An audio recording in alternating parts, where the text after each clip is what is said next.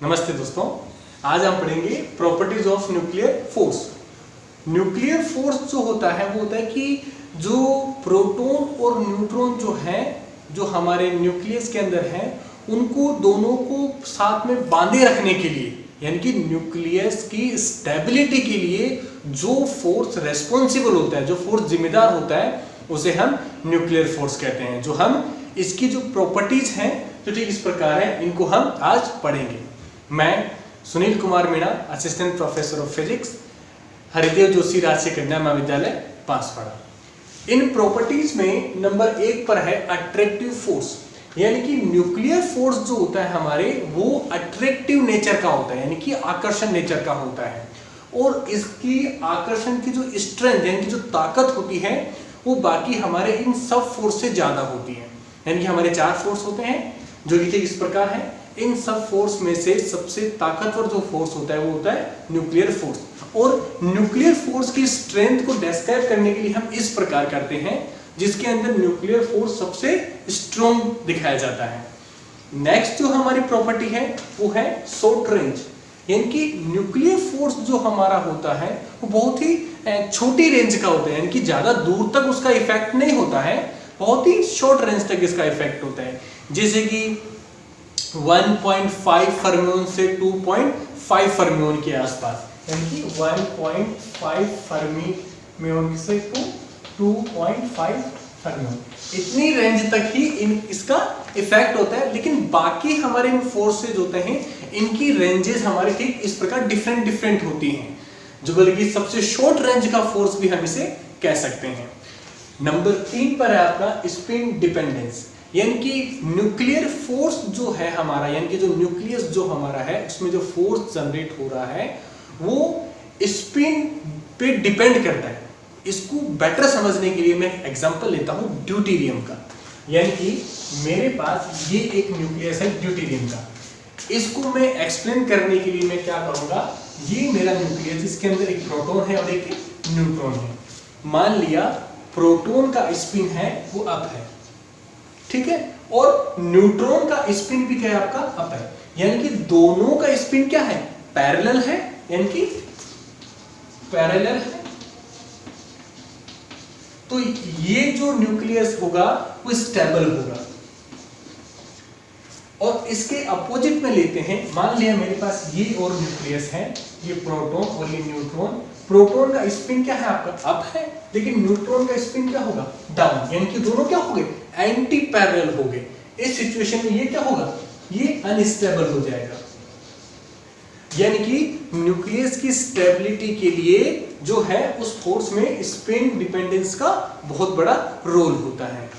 Next आपका है charge independence, यानी कि न्यूक्लियर फोर्स जो होता है वो न्यूक्लियस के चार्ज पर बिल्कुल भी डिपेंड नहीं करता है।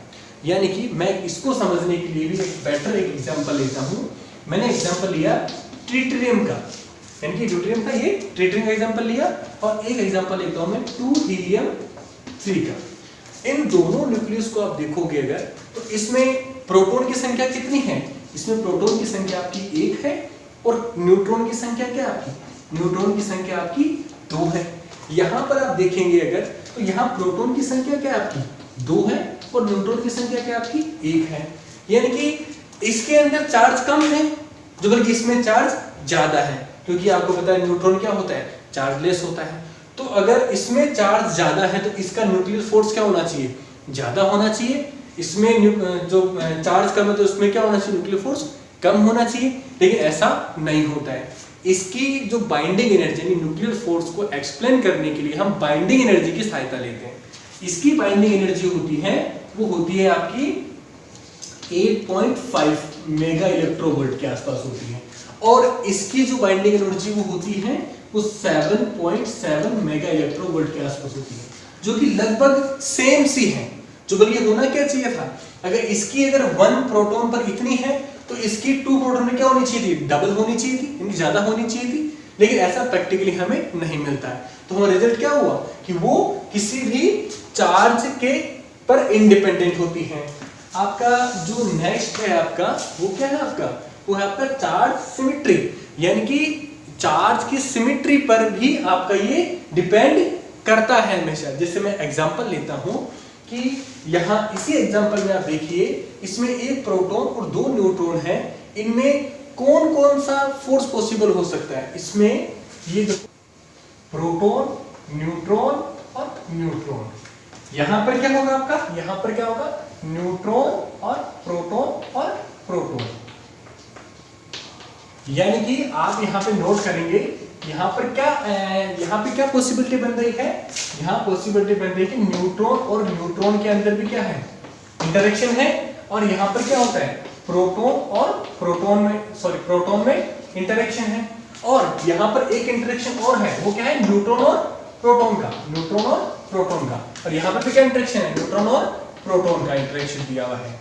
यानी कि हमारा इन सब की जो बाइंडिंग एनर्जी वो क्या होती है, लगभग सेम सी होती है।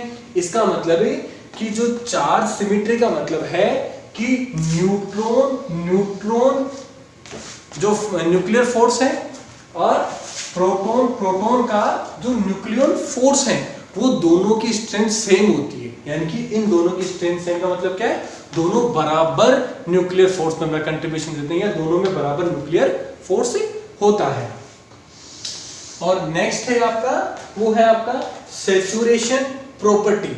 सैचुरेशन प्रॉपर्टी का मतलब है कि हमने न्यूक्लियर फोर्स को या न्यूक्लियस को समझने के लिए हमने बाइंडिंग एनर्जी की हेल्प ली थी, और यहां पर हमने देखा कि बाइंडिंग एनर्जी पर न्यूक्लियन का हमने ग्राफ भी बनाया था, उसको हमने बहुत बेटर तरीके से स्टडी किया था।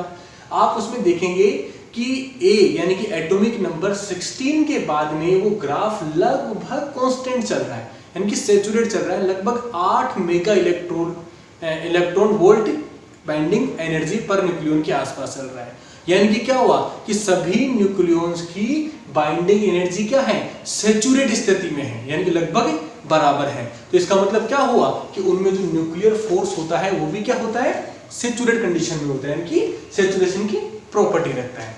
लास्ट प्रॉपर्टी आपकी है एक्सचेंज बिहेवियर। सबसे इंपॉर्टेंट प्रॉपर्टी ये आपकी ये है कि एक्सचेंज बिहेवियर, यानी कि न्यूक्लियर फोर्स को समझने के लिए हाइजेनबर्ग ने 1932 में एक आइडिया दिया कि जो न्यूक्लियर फोर्स जो है उसमें उसके लिए जिम्मेदार कौन है, प्रोटॉन और न्यूट्रॉन है, और वो न्यूक्लियर फोर्स आपस में यानी कि प्रोटॉन और न्यूट्रॉन के बीच में जो न्यूक्लियर फोर्स जो जनरेट होता है वो होता है इलेक्ट्रॉन या पॉजिट्रॉन के एक्सचेंज से, यानी कि आदान प्रदान से। इसे इसलिए कहा गया है कि न्यूक्लियर फोर्स कैसा होता है, एक्सचेंज बिहेवियर का होता है। इसको कंप्लीटली अंडरस्टैंड कराने के लिए मेसोन थ्योरी दी गई थी, और हम नेक्स्ट लेक्चर में मेसोन थ्योरी को ही पढ़ेंगे, और हम एक्सचेंज बिहेवियर ऑफ न्यूक्लियस को हम बहुत बेटर तरीके से समझेंगे। Thank you.